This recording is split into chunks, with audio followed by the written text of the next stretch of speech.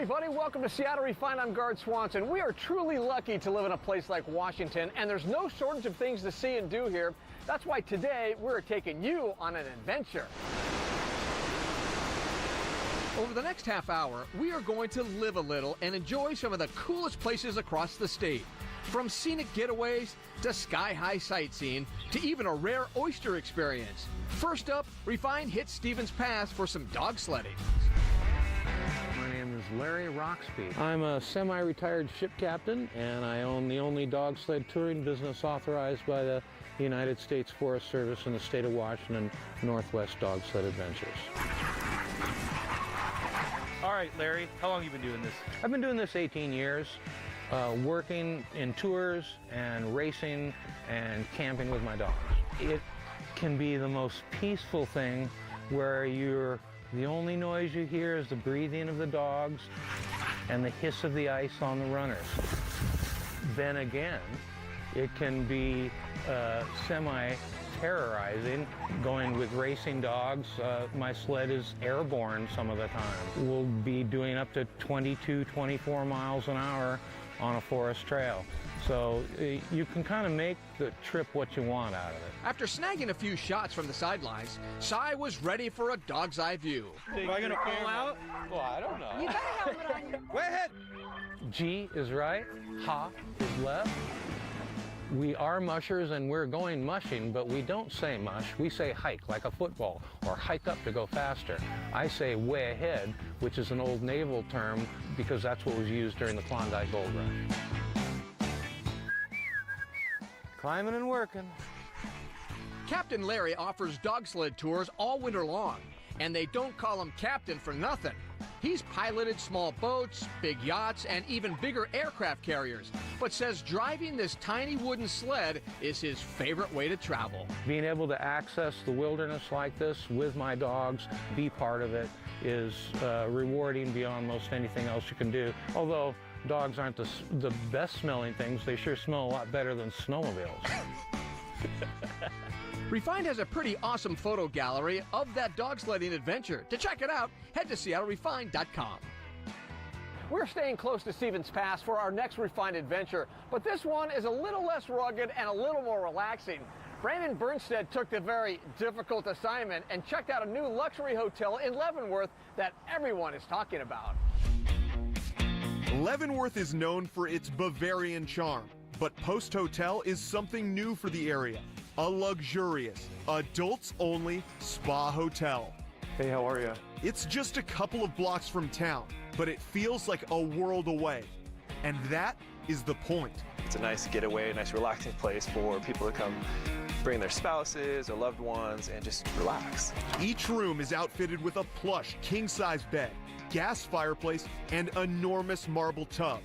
The best part, every single one faces the river. There is something so calming about looking down at the river and then up into the mountains.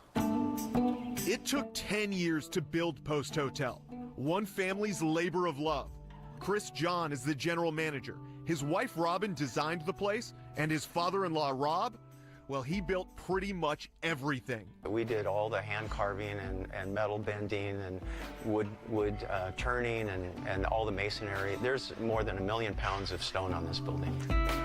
Post Hotel is inspired by the European wellness hotels Robin and Chris stayed at while traveling through the Alps. A big part of the wellness aspect is to take care of yourself, your mind, your body, your spirit. And then when you come in the hotel, we hope people spend time here. They're in the pools or in the steam rooms, they come have breakfast, lunch, walk around in their bathrobes, and just enjoy that time. It doesn't take me long to get into relaxation mode. Post Hotel serves breakfast, lunch, and dessert for guests every day. There's a tranquil spa and the centerpiece of the property, the pool and wellness area. Oh my gosh. This may be the most beautiful pool I've ever seen. And this water's calling my name, but I think I'm gonna start with the steam. There's an array of saunas and steam rooms, including one with heated marble beds. There's cold tubs, reflexology pools, even a nap room. and be able to take a nap on a waterbed, just close your eyes. This day and age, we're so busy, we're out and about so much, it's hard to find time just to relax. And so that's what we want to offer here. The picturesque pool is indoor-outdoor with a massive hot tub where you can take in that crisp mountain air and soak up the scenery. Look at this view. This may be the best view of any hot tub I've ever been in. It's the perfect spot to begin or end the day. A place where one can't help but feel a sense of peace and tranquility. And that's exactly what the team at Post Hotel wants for all their guests. I hope they have renewal. I hope they have a lasting experience. So if they're here for a few days, I hope that extends over 4 months and that they just have a better life experience after being here. Seattle Refined's adventure is just getting started. It's breathtaking. It doesn't even feel like we're outdoors. Refined takes you on a sky-high experience that almost feels out of this world. Bottoms out. Plus, I think I still have some shell in there. it's a dirty job, but so worth it. We brave the wind and rain to make the world our oyster. We'll be right back.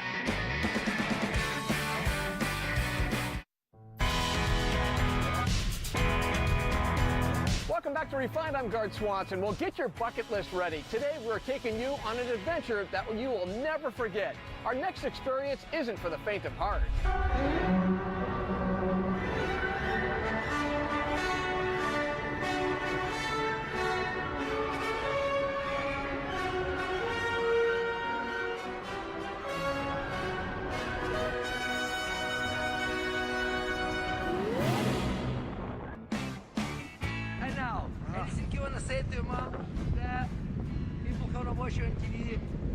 That was freaking crazy, man.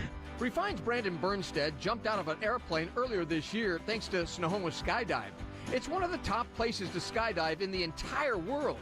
Once the parachute opens, the view is pretty incredible. If you're not scared of heights, we highly recommend it. More down. Yeah, and we go right. Pull more, we go faster. More, we go faster. Okay, now we go like crazy. Whoa! That was crazy, man. That was absolutely nuts. If you like that view from above but don't want to jump out of an airplane, that's okay. We have another adventure for you. We took a sunrise hot air balloon ride in South King County, and it was breathtaking. Preparing for takeoff in a hot air balloon is a slow but rewarding process. And these first-time aeronauts are giddy with anticipation. I am feeling very euphoric. This is so amazing. We couldn't have picked a better day. It's spectacular out in the South Sound. Yeah, you got Mount Rainier. Once the balloon is unfurled, it's inflation time. Air is pushed inside with these super powerful fans to create a cavernous, silken cathedral, soft hues illuminated by the rising sun. It's epic. 110 feet tall, 150,000 cubic feet. Imagine 150,000 basketballs in their boxes. Once inflated, it's time to turn up the heat with the help of these huge liquid propane burners. And as you probably remember from science class, hot air rises.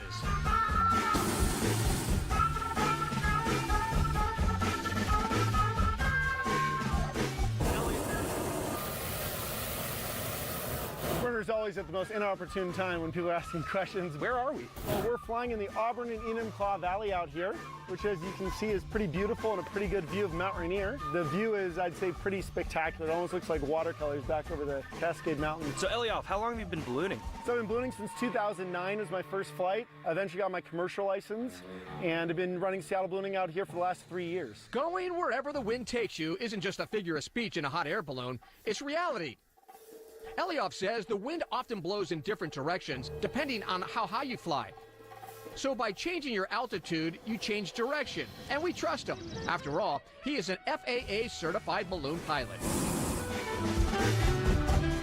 You know what's funny is I wanted to be a mad scientist when I was younger, so I guess this is kind of close. The world up here is serene, peaceful, no noise, and no wind. Getting a chance to see the world from this vantage point is pretty special. It's breathtaking. It doesn't even feel like we're outdoors. It's really beautiful.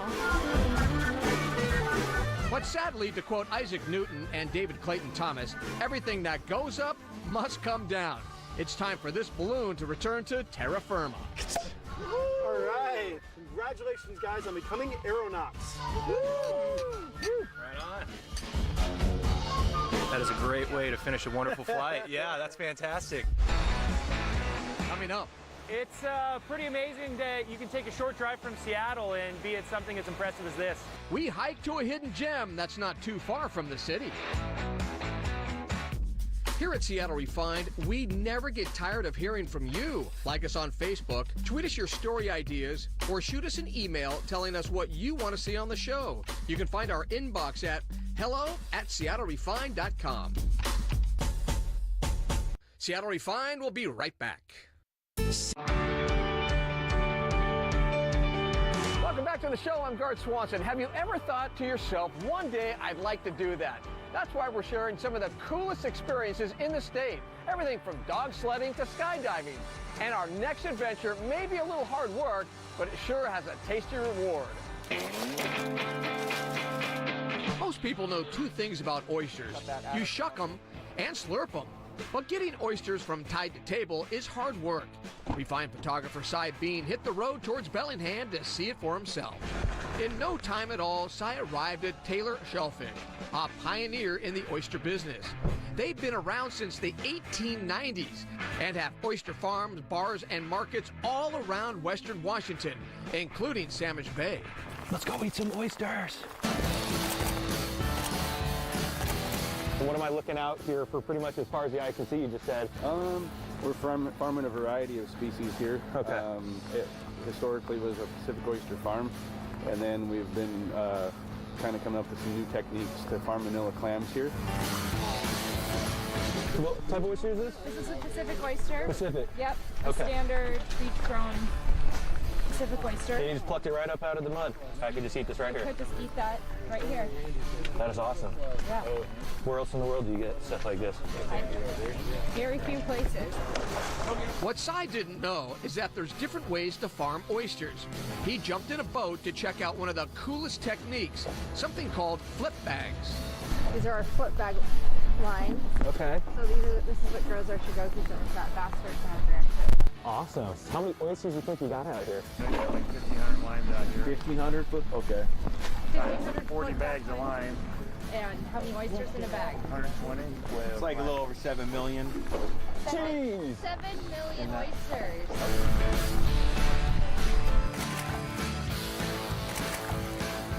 What do you do here, Nolan? I'm the flip bag farm manager here. Can you explain to me a little bit about this process and what makes flip bags so unique here? And what makes them special is that the bag gets a lot of wave action from the tide going in and out, and also weather. And that kind of shakes them around, and that's what gives them their cup shape. Okay. It also helps to toughen up the shell, so they're harder oyster, they last longer. And it just produces a nice fat, meaty, so that's good eating. After getting soaked and schooled on the art of oyster harvesting, it was time for Cy to head inside and taste the fruits of his labor. Time to shuck some oysters. Careful with my thumb. Yep. Choke up on your, yeah, there you go. Now you got control. Just give it a little twist. You got it. Whoa! Just cut right to your thumb like this. Right to my thumb like that? Yep, just like right like that. Boom. All right, man. Hey, cheers. Thanks so much. Yeah, bottoms up. From an oyster harvest to a wine harvest, Refine needed a little taste of paradise after that rainy adventure. So Refine's Brandon Bernstead decided to take a road trip to wine country in Lake Chelan. We're on our way up to one of my favorite places in the entire Pacific Northwest, Lake Chelan. We're headed to Karma Vineyards to see how they make their wine and their champagne. Chelan is about 170 miles east of Seattle, and the setting at Karma, well, it was spectacular. Karma boasts its own restaurant and an underground wine cave. It's also among the most sought-after wedding venues in the state. And the atmosphere is awesome. The staff is amazing, the food, the wine, champagne. But Karma began humbly. Owners Julie and Brett Pitzinger bought this land some 15 years ago, back before the winery boom in Chelan. We just said, holy moly, this is it. And oh my Lord, there's grapes on it. What do we do? And so we sold everything, put a double wide on top, and that's how we started. Julie returned to school, earning a viticulture degree from Washington State. She also drew on her love of traditional French-style champagne, making Karma the first method champenois house in Chelan. I hired a gentleman from Moet in France, and he came and shared with us the true method champenois, which is what our cornerstone product is. In addition, they're making a variety of celebrated still wines. Everything that ends up in a bottle starts as grapes in the expansive acres of vineyards ringing the property. We got a full house. So we're headed up into the upper blocks of our vineyard. This block up here is called Pinot Meunier, and I believe we're the only growers in the area of this. This is one of the big components of French champagne. Because they make sparkling wine, Karma is usually the first winery in the state to begin its harvest. You see that? Yeah, it's a seed there. Still a little green. Still a little green, which means these are not ready to go. No kidding. So your seeds get nice and brown as well within the grapes. So that's what you're looking for, a brown seed, and you know it's ready to go. Yeah. Once the grapes are deemed ready, they're taken to Karma's processing facility down the road in Entiat. Well, it's crunch time, so we're bringing in grapes, we're processing it, and we're not done till it's done. A labor of love, born out of commitment to quality and pride in the products. Very few people in the state do sparkling wine, and I think Craig, the head winemaker here, does such a beautiful job. More than a few glasses of bubbly have been enjoyed at the amphitheater. This is where they hold all the wedding ceremonies at Karma. Fitting, since it's also the place Julie and Brett parked their double-wide trailer all those years ago. Does this ever get old for you, this view? What do you think? No, absolutely not. It is breathtaking. I just, every single day, go, wow, I am so fortunate. A perfect little slice of Pacific Northwest paradise. We'll be right back.